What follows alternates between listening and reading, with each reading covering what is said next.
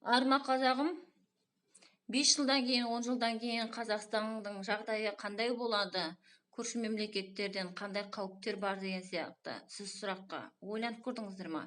Көптеген қазақтар ойлайды, бәлкім қазақстандық Қытай я орыс басып алатын шығар деген. Жоқ.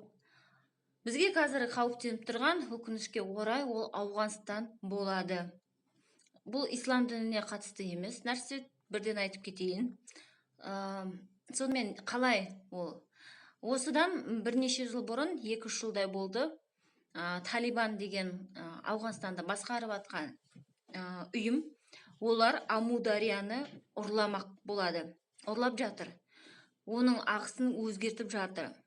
Сонымен бірнеше жылдан кейін, көрші Өзбекстан, Түркменстан, Амударияның арқасында өмір сүріп атқан елдер, олар су кризисіне ұшырайды. Қазіргі уақытта дабылды қағып атқан тек қана Өзбекстан мен Түркменстан болады. Қазақстан дабыл қағып атқан жоқ. Ал негізінде дабылды қағу 3 жыл бұрын дабыл қағу керек еді. Ауғанстанға өкінішке орай ешкім әмір жүргізе алмайды.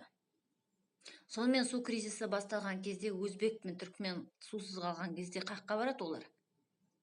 Қазақтың есігін қағады. Осындай жағдай. Сондықтан Амударияны ұрлап жатқан нәрсені қазақ қазір дабыл қағу керек.